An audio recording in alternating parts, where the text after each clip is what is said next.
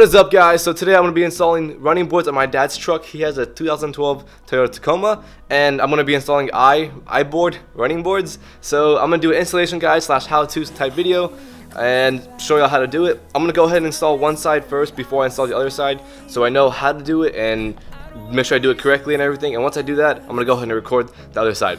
So without further ado, let's get started. And love is all we'll ever trust. Yeah, no, I don't wanna waste what's left. And on we'll go, through the wastelands, through the highways, till my shadow turns to sun rays. And on we'll go, through the wastelands, through the highways, and on.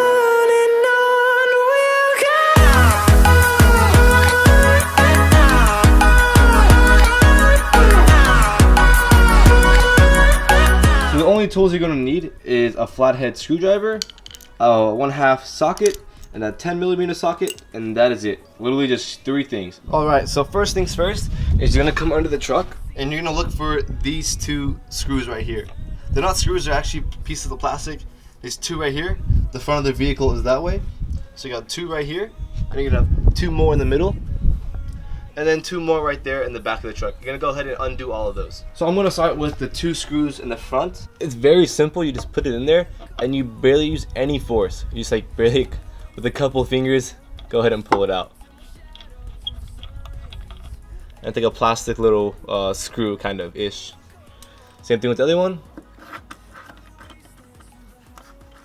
And just like that, the 2 screws are out. So then you do the same thing for the middle. Loosen it up, take it out, and then same thing for the rear. Alright, so the one thing I recommend doing to make this process a lot faster is setting up what you need at the truck itself. So I have a little setup right here for an example. So there's 3 brackets. One that says PF, standing for passenger front, one that says PC, passenger center, and one that says PR, passenger rear. So for the driver's side, it's the exact same thing, but except instead of the P, there's a D, so driver. But yeah, same thing. So you got your front, center, and rear. And for the front, you're gonna need 2 gold bolts with 2 washers and 2 lock washers, and then 4 silvered bolts, 4 silver washers, and then 4 little hex nuts.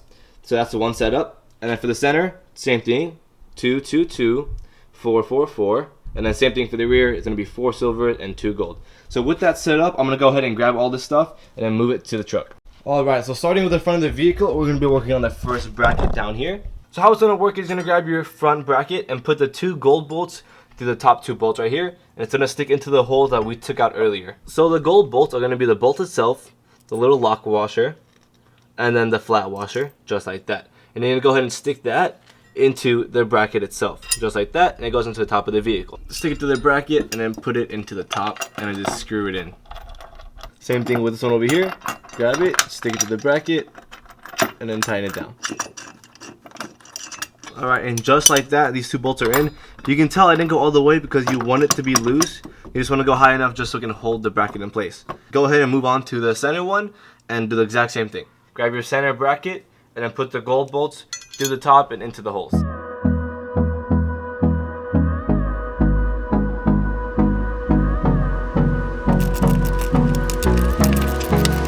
And with those 2 in, it's somewhat tight and it's good to go. Go ahead and move on to the rear. And then again, with the rear, it's the exact same thing.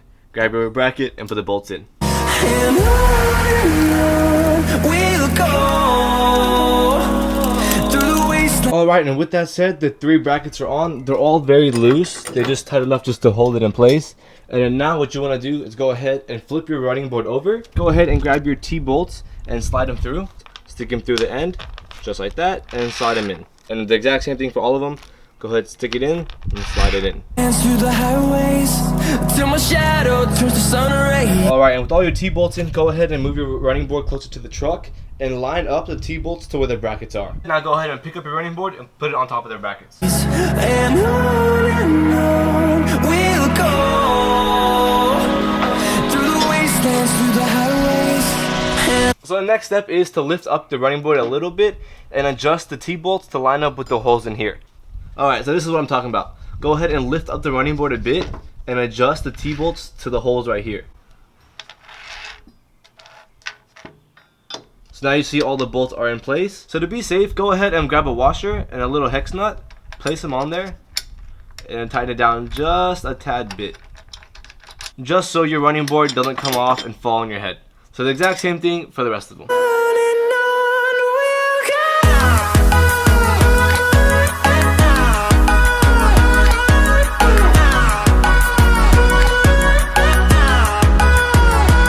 Alright, and with that said, the running board is on, but it is very loose and a lot of parts are moving. So now it is time to go ahead and tighten down the brackets to the truck.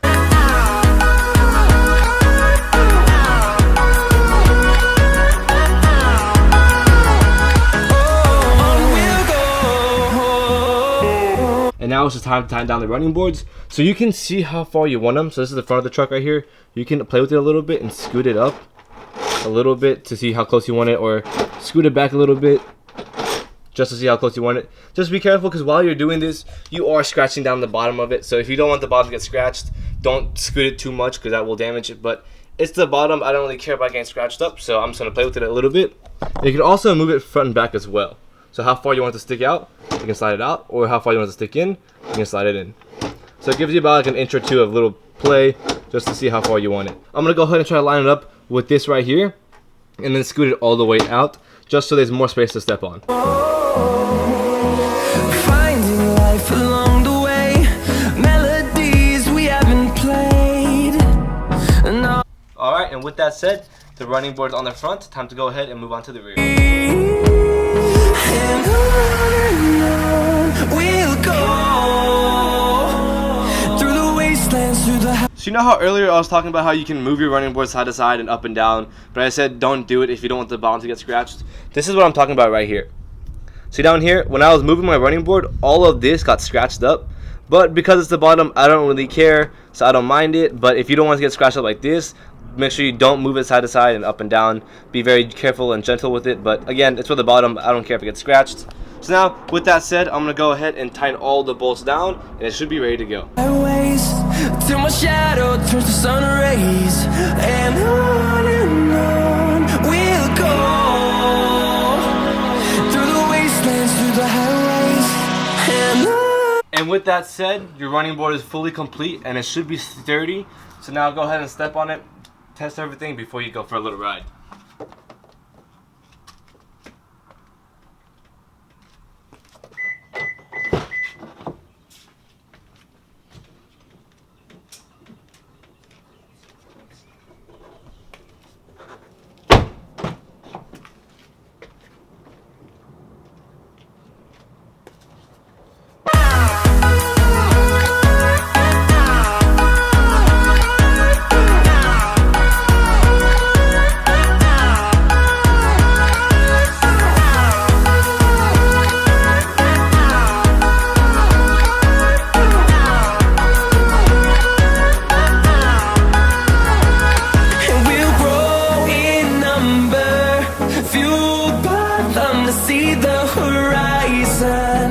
Turn us to thousands, and we'll grow in number, fueled by them to see the horizon. Turn us to thousands, and on we'll go through the wastelands, through the. I'm gonna do a quick little like recap of everything that went down. So first impressions, I was very impressed with how the running boards actually turned out. For how cheap they were, I was really expecting something different, and the quality was way better than I even expected. I'm gonna do a long-term review of these running boards later on down the road. There is no really flex on them, so like, I know a lot of people, like I've seen other reviews about it, and they say when they step on it, it flexes, but I only weigh 140 pounds, so that's probably why. But when my father stood on it and he weighs 170, 180 pounds, it didn't flex for him.